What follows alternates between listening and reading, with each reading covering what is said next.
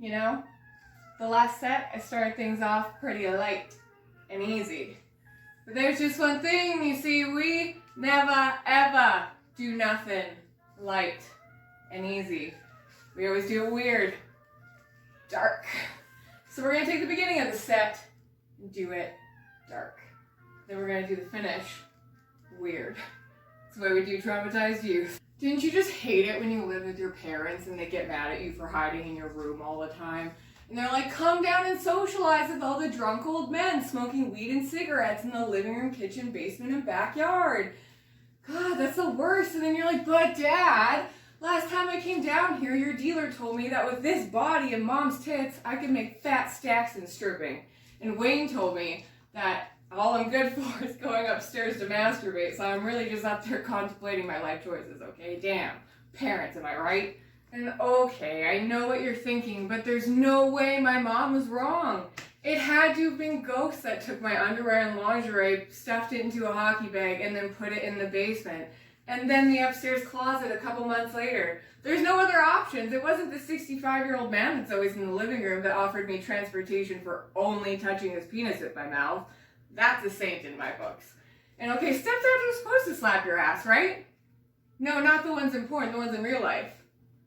Oh, come on, that's how they do pants! Fuck you, Friends is a great show. I wasn't always suicidal. Sometimes the live entertainment outside of my semi-safe room was just too good and too unbelievably funny to turn down.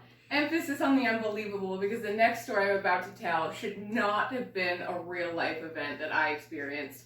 And I can't give you anything except for my word to promise you that it's true. And the more that I keep talking it up, the more I sound like that guy that promised to plow you for 17 hours and only lasted 17 pumps. They get what I mean by this. A couple years back, my stepdad Jafar and 5 of his friends decided to drop mushroom tea, because Wednesdays.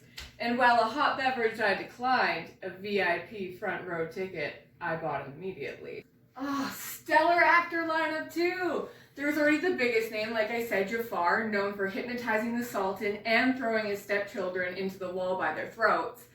Mike was next. I knew him from Christmas dinners, being a wonderful person, and for accidentally mistaking his cherry lube for edible lotion when I was 10 years old. That's the last time I'll bring that up, I apologize.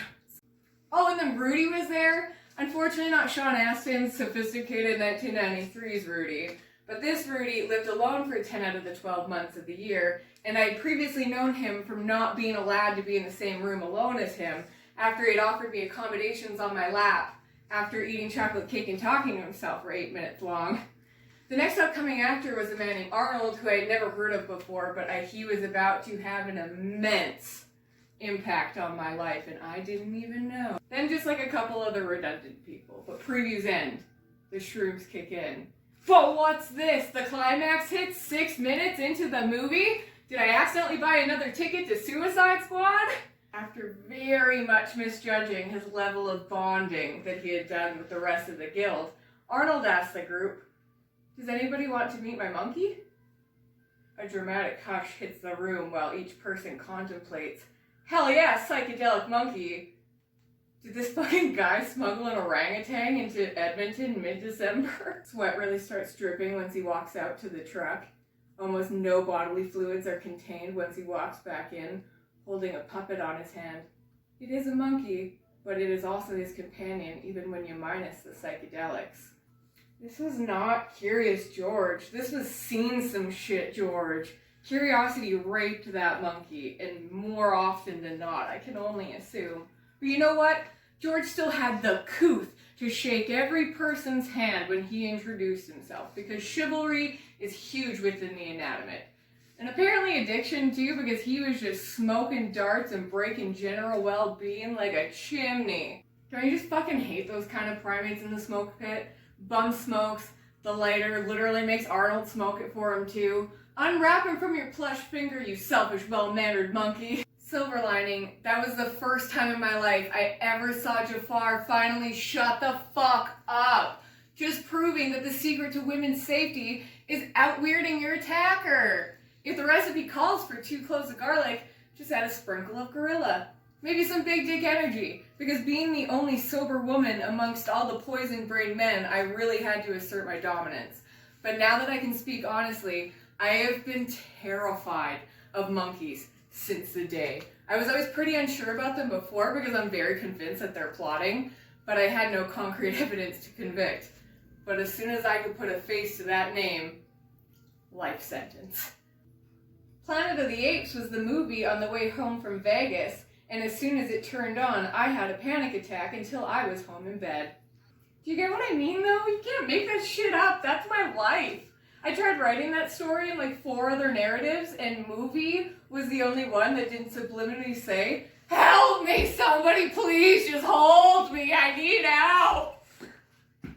Because, you know, I don't really resent George or Arnold. Everybody just wants love, and all George wanted was man's red fire so that he can be like you. Oh no, I'm not quoting the Jungle Book. That's what he told me a couple years later when I saw him again on a bathroom floor after railing ketamine. Oh, don't act so surprised. You know that my youth pairs so nicely with a cokehead boyfriend. And I had already watched all the movies, so you can only cry so much before you get dehydrated, silly goose. Monkeys. Heartbreak. Non-intravenous drugs. All things that have formed my personality. Pregnancy. Childbirth. Pelvic surgery. All things I have not experienced yet in life.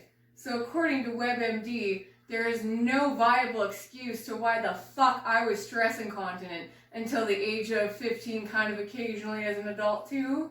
It didn't matter if I was laughing or running, more often than not, I was also peeing. Just frickin' fluent at multitasking. Just a young, confused Squirtle on her Pokemon journey, attack missing every toilet, soiling her pants instead, prompting the entire Squirtle squad to nickname her Puddles. Indefinitely. Really though, I can't be mad about it. I've peed on couches, soccer fields, trampolines, in Mexico, taxis, my Auntie Sandy's basement, one Zeller's entranceway. Puddles is truly peed it all. God, does that feel good to finally say out loud. Too long did I closet my damsel distresses. Gatherings left and returned in noticeably different lower attire left without acknowledgement.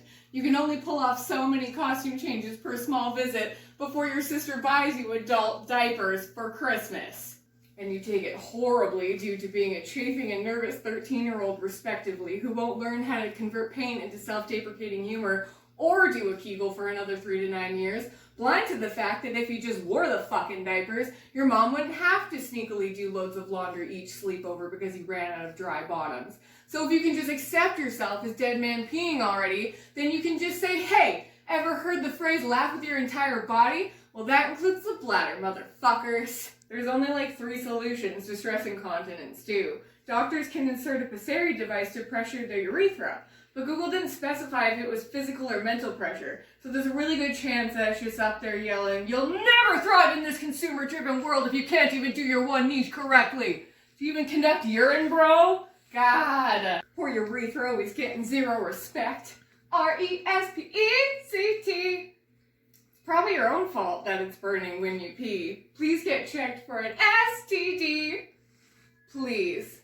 Immediately. Fucking hooker. I was eventually promoted from puddles to the flood on a brisk November evening after losing what looked like, 4 quarts of urine on Lauren's basement carpet. Then suddenly, after learning hydro pump, a gleam of light came down, and finally, I had evolved into a war turtle. Now I bet you're thinking that must have been the dampest damsel she's ever been, and you would be wrong. Ever fallen into an unforeseen slough on the way to work 2 days after getting dumped? Because I have, in a complimentary mud bath, it is not. Out of the blue, into the slough, relaxation level -6, stress level episode Scott's Tots of The Office. And my biggest stressor at the time being the potential effect that it could have on my vaginal pH. Because doctors don't even think that women should douche with clean water, let alone peat moss. Was it Vagisil? Was it bog? Who knows? Almost anything and everything will throw us off, yourself included. A woman's optimal pH, 3.8 to 4.5. A man's optimal pH, 7 to 8.5. I'm not alkaline until you basic bitches fuck us before you even fuck us. Oh, you got kicked in the nuts? Boo-hoo! Ever had bacterial vaginosis? Now that's a situation right there. Afterwards, I googled the pH of bog, to see what I was in store for. Infection, mutation, bit of column A, bit of column B. Turns out pH of bog, 3.3 to 5.5. Well, slap my ass and call me coloring within the lines. This bitch just fell into the cure to women's health. Now hear me out, okay? Because this started off as humor and then I was very engulfed into the science of it all. A main component of bog? Sphagnum. You know what that's used for? Well, it's been used by humans since World War I as bandages because it can absorb 22 times its weight in fluid. It creates an acidic environment with remarkable deodorizing smells. Sisters, can you imagine a life where the close your legs joke is redundant? Imagine no further and let's start bogging. Patent pending. Pre-Nobel Prize, I wanted to speak to other SLU survivors, hear their stories, kind of like Alcoholics Anonymous. But the only people that ended up wanting to join the SS ended up being in the wrong building. Still kind of unsure how they knew that I spoke German, but once the language barrier was down, we figured out that they were looking for some kind of anti-semantics group or something. I'm not sure what problem they have with holistic grammar, but semantics, I guess. Yep, hyperbole. So the lesson here, you can always sink lower than rock bottom. Bogs are always near. But you know what you do? You climb out of the slough, forget that cunt in his blue, and after learning bladder control, Blastoise is now you. I just want to give out a quick apology before wrapping things up. It was wrong of me to exploit humor to create the word solution. I know it wasn't good for anybody, so I'm sorry. And that's the only thing I'm sorry for. Now hear me out, okay? Because I suck at comedy. Ready? Yep. Okay. For now? Oh. Are you still going? Mm-hmm. I feel... Just stop. It's so funny though. It's too... I wasn't always suicidal.